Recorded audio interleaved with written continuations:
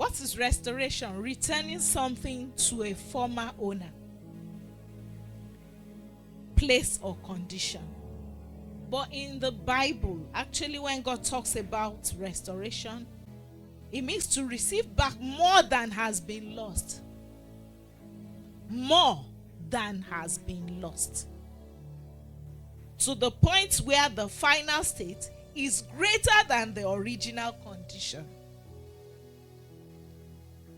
So there will be an improvement beyond measure. That's the kind of restoration God is talking about. And that's what God wants us to expect. That's what we should start experiencing from now.